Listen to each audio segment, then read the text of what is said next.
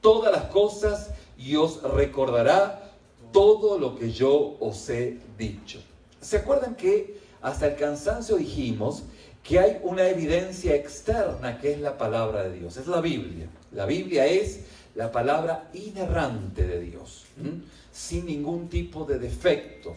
Es lo que Dios nos está hablando, ¿sí o no? Pero esa es la evidencia externa. Tenemos una evidencia interna que es el Espíritu Santo. Es el Espíritu de Dios quien está justamente guiando nuestras vidas y nos está pues dándonos el entendimiento. Diga conmigo entendimiento. Es el entendimiento de la palabra de Dios. Porque podemos decir, bueno, yo leo la Biblia y no la entiendo, no se me queda. Puede que no se le quede porque está cansado, porque no ha dispuesto el mejor tiempo para aprovechar para leer la palabra. Puede ser. Pero puede ser también que usted no tenga a Cristo en su vida y por eso no tiene la evidencia interna de Dios para que le dé el entendimiento o, como decía el apóstol Pablo, discernimiento. Pudiese ser. Como sea, la palabra de Dios nos dice que es el Espíritu Santo quien justamente nos va guiando, es aquel que nos va enseñando. Por eso, cuando usted abre la Biblia y usted lee lo que leíamos al principio, donde Jesús dice, yo soy la vid y vosotros los pámpanos, el que permanece en mí y yo en él, ese lleva mucho fruto. ¿Por qué? Porque separado de mí nada podéis hacer. Resulta que cuando usted lo lee, empieza a tener una nueva inspiración sobre la palabra de Dios que no cambia. La palabra de Dios es la única revelación. No hay otra revelación de Dios. No hay un sueño, no hay una palabra profética, no hay nada que sea revelación de Dios, sino solo la palabra. Ahora, sobre la revelación que Dios nos da nueva inspiración. Entonces usted empieza a ver algo que nunca antes ha visto en ese texto. Y empieza a compartir aquello, y es la obra del Espíritu Santo quien está haciendo la obra en su vida, y que al traerlo a la congregación, y usted dice, pastor, mire, Dios me habló de esta manera, o un hermano, Dios me habló de esta forma, es el punto donde hay un enriquecimiento en la inspiración, en lo que Dios está hablando. Ahora, es cierto que Dios puede hablar a través de sueños y visiones, palabra profética, es cierto, pero no se contradice con la revelación que es la palabra de Dios. ¿Amén? Muy bien. Entonces, cuando vamos avanzando en este contexto, vamos entendiendo lo que en el capítulo 14 de Juan, del Evangelio de Juan, en el versículo 6, nos dice Jesús. Jesús deja algo muy, muy claro. Y dice, yo soy el camino, yo soy la verdad y la vida. Nadie viene al Padre si no es por mí. ¿Dónde está la clave en todo esto? La clave está en que Jesús no dijo, yo te mostraré el camino. Tampoco dijo, mira, yo te mostraré un mapa. No dijo eso. ¿Dijo eso? No dijo. Tampoco dijo, te indicaré en qué dirección debes marchar. Mira, debes caminar por acá y por allá. ¿Eso dijo? No es lo que dice la Biblia. La Biblia dice, yo soy el camino. Bien, por ejemplo, mi hermana ya que vive en el norte del pueblo, ¿sí, no? Sugarland, ¿es el norte? No, más o menos. Katy es el norte, ¿sí? Más o menos al norte, ¿no? La hermana me puede indicar cómo llegar a su casa, ¿sí o no? Sí. Me puede indicar. Me puede decir, mire, pastor, haga así, vaya por esta calle, esta autopista, y va a llegar a mi casa. Y ahí lo vamos a recibir con mi familia y bueno, ahí está, ¿no? Pero si de repente es ella o es su esposo quien me va a llevar a su hogar, a su residencia, ellos en sí mismos son el camino, son el mapa, ¿sí o no? ¿Por qué? porque ellos saben por dónde transitar. Es más, la dirección que me dio cómo llegar, ellos pueden cambiarla, pueden ir por caminos alternativos para llegar más rápido, ¿sí o no? ¿Por qué? Porque ellos saben el camino, porque ellos en sí mismos son el mapa. Lo que Jesús está diciendo aquí, dice, salvando obviamente las diferencias, dice, yo soy el mapa. Yo soy el mapa. Entonces, si yo soy el mapa, pues la cosa cambia. Yo tengo que guiarte todos los días porque yo sé por dónde tú debes caminar. Y fíjense que nuestra experiencia con Dios no es una experiencia de domingo a domingo, de miércoles, viernes y domingos. No. Nuestra experiencia con Dios es una experiencia de día con día. Cuando usted aprende a confiar en que Jesús lo guiará un paso a la vez, usted experimentará una nueva libertad. Usted empezará a confiar en que Jesús lo guiará en el camino, y esto justamente es algo maravilloso porque hay una libertad en donde usted experimenta el día con día la guianza del Señor. ¿Y qué ocurre con esto? Bueno, esto realmente va a permitir que usted esté en el centro mismo de la voluntad de Dios. Esto justamente afirma de que Dios quiere que esté en ese lugar preciso, en ese momento indicado, en ese lugar, porque usted está viviendo día con día en la presencia de Dios, en su experiencia personal con Dios. Su relación con Dios es una relación de amistad, pero esa amistad se va cultivando a medida que nosotros vamos pues relacionándonos. Y esta relación la vamos a ir descubriendo a través de nuestro peregrinar en este discipulado, pero podemos adelantar cómo conocer a Dios, si no es a través de su palabra, si no es a través de la oración, si no es a través de día con día ser conscientes, no estar dormidos. Recuerde lo que dijimos semana pasada. Todo lo que hagamos, todo lo que pensemos, todo lo que miremos, todo lo que hablemos, todo nuestro entorno que no alimente nuestra fe, nos va a poner a dormir. Lo va a hacer dormir. Y usted se me va a dormir, y usted, aún estando en un discipulado, va a estar bostezando, y no por el bostezo físico, sino que un bostezo espiritual, diciendo, no, yo no entiendo nada. No solo que no entiendo nada, no conecto nada. ¿Por qué? Porque es parte, obviamente, de ese adormecimiento que durante el día usted no mantuvo una relación personal con Dios. Usted no mantuvo esa comunicación real y en tiempo real con el obrar de Dios en su vida de oración, en su vida de meditación. Recuerde lo que dijimos en Salmo capítulo 1, versículo del 1 al 3. Bienaventurado aquel hombre que medita de día y de noche en la palabra. O sea que, como dijimos, no es lo mismo la velocidad que tiene nuestra mente, que va corriendo, a la velocidad del corazón. El corazón va más lento. Entonces, toda la información que tenemos en nuestra mente, pues, debiera ser caminada o procesada dentro de nuestro corazón. ¿Vamos bien? Fíjense que, haciendo un paréntesis aquí, hay una palabra que especialmente esta tarde o esta mañana escuché de un hermano que me ha inquietado bastante porque ha sido realmente muy llamativo. Este hermano dice, mira, no es, cuando el Señor dice en su palabra, nunca os conocí, está refiriéndose a una acción de parte de Dios que está indicando que no hay un conocimiento de Dios, no hay una relación con Dios, y esa ausencia de relación con Dios hace que pues uno tenga una teología correcta, porque pudiera tener una teología correcta, puede tener un conocimiento correcto, pero al tener un conocimiento correcto, no te hace partícipe justamente de que Dios te conozca. Porque el texto que está refiriéndose dice, Señor, Señor, en tu nombre predicamos, en tu nombre, ¿sí?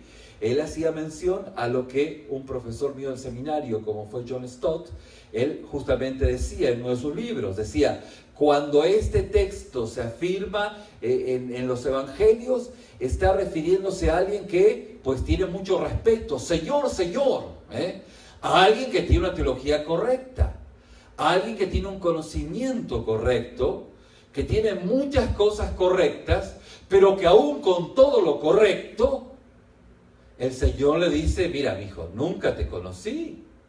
Y esto es demasiado inquietante. O sea que el conocimiento y el correcto conocimiento bíblico no te hace tener una experiencia con Dios. Obviamente que el conocimiento bíblico es muy importante y el conocimiento bíblico correcto es muy importante. Pero el conocimiento correcto, bíblicamente hablando, te tiene que llevar a una aplicación correcta y a una experiencia personal correcta. Y esa experiencia personal correcta hace que tengas una experiencia personal con Dios. ¿Sí o no? ¿Vamos bien entonces? Fíjense que es notable, porque si esto lo conectamos, justamente como decía este hermano también, con la visión de aquellas personas que construyeron uno en la arena y el otro en la piedra, ¿sí? Lo que en el texto nos deja claro en cuanto a esta lectura es que justamente los dos escucharon el mismo mensaje, los dos fueron a la misma iglesia, los dos estaban escuchando al pastor o al predicador, pero uno construyó sobre la piedra y otro construyó sobre la arena. Ahora, ¿cuál es el punto? El punto es que aunque la casa se ve igual, el que construyó entre la piedra fue hasta el fondo, fue más profundo, porque la arena está en la superficie y abajo ¿qué hay? Piedra, hay fundamento. Entonces excavó hasta lo profundo y en lo profundo hizo su base. ¿Me va siguiendo? La casa se ve igual. Parece que todos se miran bien en este auditorio, todos se miran bien, pero la casa se ve igual, se ve maravillosamente linda. Ahora, cuando vienen las pruebas, cuando vienen justamente las vicisitudes, ¿cuál es la casa que permanece? ¿Cuál es la casa que permanece? Aquel que ha tenido profundidad. Diga conmigo profundidad. Profundidad. Porque las dos se miran iguales, ¿sí? Fíjense que me han comentado, las construcciones aquí en los Estados Unidos son construcciones que son más endebles a las construcciones que se dan en Sudamérica o Latinoamérica o Centroamérica, donde se construye en concreto. Un hermano que viene de Sudamérica, o no, mejor dicho, de Centroamérica, él me decía que cuando los huracanes pasan por su pueblo, por su ciudad, ¿qué creen? No pasa nada, no hay casa que se caiga, porque están todas hechas de bloque, de cemento.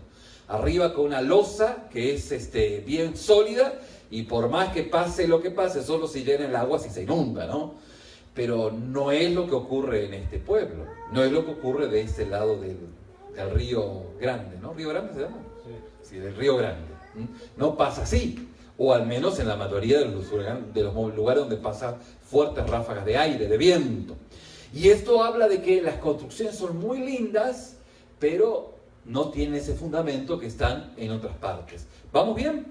Entonces, ese es el contacto, esa es la conexión que estamos conectando en cuanto a que el Señor es el camino. Él es el camino y como camino vamos caminando día con día.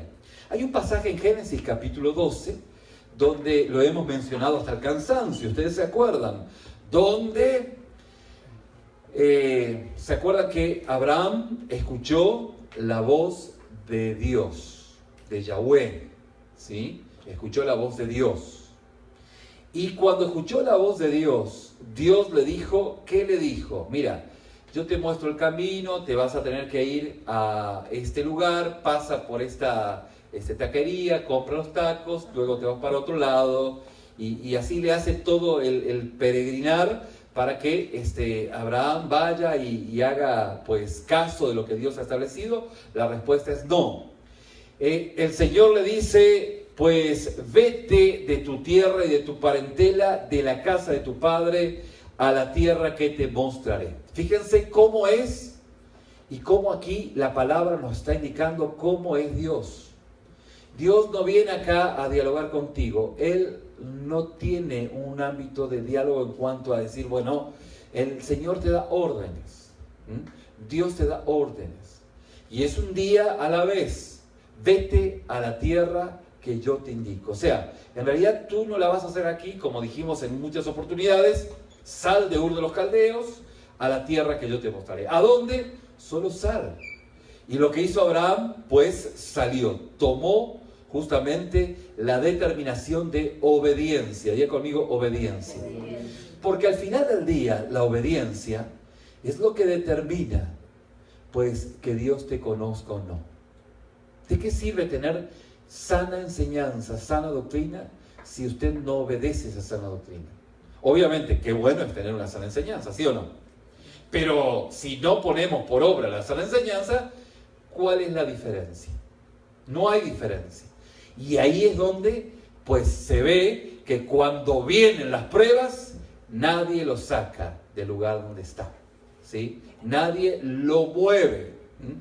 Pues si no tiene buen fundamento, se mueve para donde, quién sabe qué, ¿no? Por eso es que el planteo que hace este estudio hace dos planteos bien profundos. Si Dios en algún momento te diría o te demandaría la determinación, digamos, la decisión de lo que Dios le dijo a Abraham, ¿tú qué harías? En primera instancia dirías, mira, no pienso que Dios me va a pedir que vaya a alguna parte sin mostrarme primero a dónde quiere que vaya. Yo no creo. Honestamente no creo. Creo que Dios primeramente me va a decir a dónde voy a ir. Y ahí voy a ver cómo, bueno, obviamente que le voy a obedecer, ¿sí? O la otra es, sí, estoy dispuesto a seguirlo por fe y no por vista. Una vez un hermano dice, bueno, mire pastor, esto sería como estar al borde, al filito de un precipicio, al fondo hay una alberca y el Señor justamente te dice, da el paso y tírate a la alberca. Entonces usted dice, bueno, sí me tiro, si tú pones primero el agua. Entonces ahí está la discusión. No, da el paso y cuando tú das el paso yo pongo el agua. Entonces la discusión ahí es ineterna, ¿no? Y el tema usted sabe cómo es. O sea, usted da el primer paso y Dios pone el agua en la alberca. Entonces, la pregunta que se suscitó es la siguiente. Es decir, bueno, pastor, ¿y qué pasa si yo doy el primer paso y la alberca no se llena? Sencillo, es que Dios no te habló. Y se va a quebrar ahí abajo. Ahora, no se preocupe, o sea, sí preocúpese porque va a doler, la caída va a doler. Pero también va a servir como experiencia para saber cuándo Dios le está hablando y cuándo le está hablando, pues, los tacos que se comió el día pasado y la pizza que se comió de noche y tuvo una visión, una revelación en la noche que tenía que dar un paso y se quebró ahí abajo. Dios ahí no le habló. Seguramente Dios no le habló. Ahora, Dios habla a través de su palabra y de la consistencia en nuestra vida de oración, de consagración, y a través de los hermanos y a través de su palabra y otros elementos que vamos a ir viendo a través del estudio. Pero cuando Dios habla, no se preocupe, con la visión viene la provisión. Y usted da el paso y usted va a ver que el agua va llegando a la alberca y se tira y ahí está y da gracias a Dios, ¿sí? Y si no hay agua, le da gracias a Dios de todo modo, le pide que lo sane y usted empiece a escuchar mejor la voz de Dios. ¿Amén? Muy bien. Entonces, justamente estamos afirmando este principio y llegamos al Evangelio de Mateo, el capítulo 6, versículos 33 y 34, donde nos dice el Señor, buscad primeramente el reino de Dios y su justicia, y todas las cosas os serán añadidas. Así que no os afanéis por el día de mañana, porque el día de mañana trae su afán. Basta cada día su propio mal. Basta cada día. No hay una preocupación, ¿sí? Hay una ocupación diaria. Me ocupo del día, me ocupo de mi relación personal con Dios. Estoy libre de escenarios posibles que pueden ocurrir en mi vida. Porque los escenarios posibles que puedan ocurrir en mi vida puede ser que incurra en un ámbito de mucha especulación. ¿Sabe lo que es especulación? Es pensar en monos con tranchetes o trinchetes, hacer moros con tranchetes, ¿sí? Porque eran los moros los que venían. O moros o monos o como sea.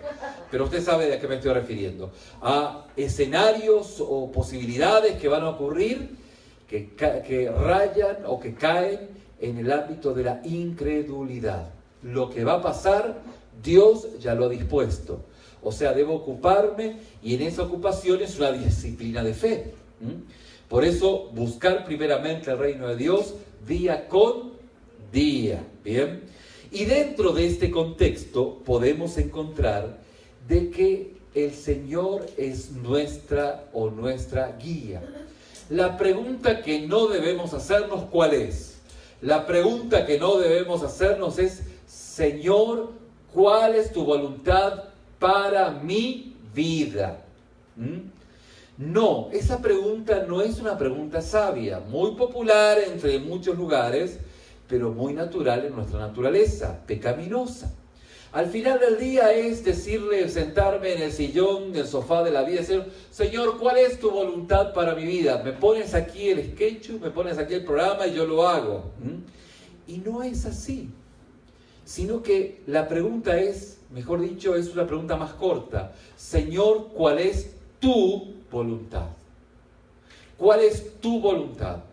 Y sobre tu voluntad, yo me uno a lo que tú quieres.